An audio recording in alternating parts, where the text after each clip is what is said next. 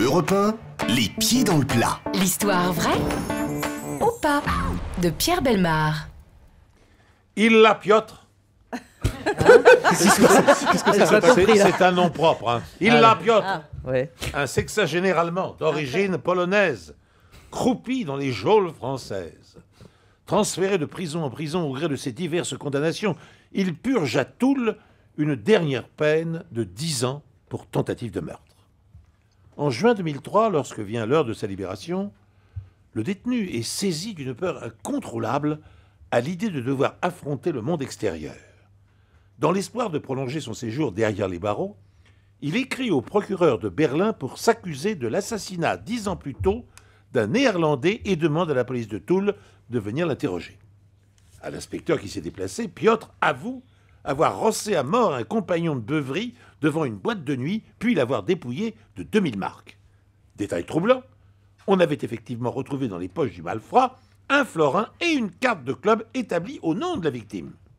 Quelques semaines plus tard, quand la police outre-Rhin confirme qu'effectivement un Néerlandais a été tué en 1993 près du club en question, une procédure d'expulsion du prisonnier vers l'Allemagne est demandée au parquet de Toul. Or, bien sûr, j'aurais préféré rester incarcéré dans une prison française, à raconter Piotr avec amertume. J'y ai mes habitudes et la nourriture est acceptable. Mais je me console en me disant qu'en me dénonçant, j'aurais au moins la chance de ne pas finir mes jours en liberté.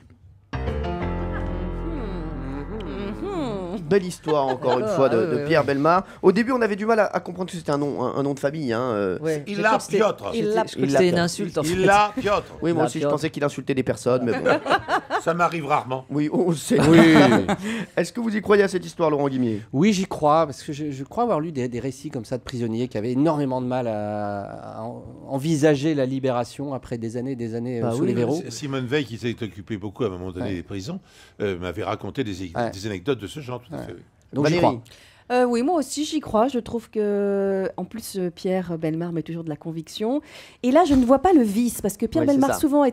avec des petites détails supplémentaires. Là, il n'a pas mis trop de détails, donc j'y crois. Jérémy. Ben moi, justement, je pense Ferrari. l'inverse. Moi, je trouve qu'il y a pas mal de détails sur le meurtre. Il y a pas mal, 10 ans de prison. En fait, je trouve que le truc est valable, mais 10 ans, je trouve que c'est trop peu court pour pour un meurtre. avoir peur. Puis, déjà, c'est peu pour un meurtre, et puis c'est peut-être trop court pour ne plus avoir envie de liberté. Donc, je vais dire que je n'y crois pas. Et enfin, Elie Semoun, notre invité. Moi, je suis d'accord avec Jérémy. Vous êtes Parce que d'accord avec c'est faux Jérémy? parce que 10 ans, au bout de 10 ans, tu as envie de sortir. C'est au bout de 50 ans que tu veux rester en prison. Alors, Pierre Le gars Bellemare. qui veut rester en prison depuis.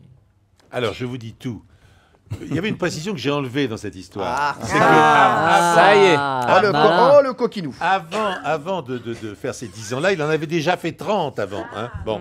Donc, en effet, il avait 40 ans de prison. Ah, bah voilà. Eh il fallait oui, dire mais ça. si j'avais dit ça, c'était tellement évident que vous auriez dit que c'était vrai. Voilà. Et vous auriez eu raison, parce que c'était vrai, bien sûr. Et voilà. Mais c'était vrai, c'était bah. bravo, bien joué, Pierre Ouais, mais Bellemare. c'est triché. Ah là, c'est triché. Non, pas vous non. avez triché, Pierre. Alors, je Je suis n'accepte à pas. 2 doigts de vous enlever vos bretelles. Hein.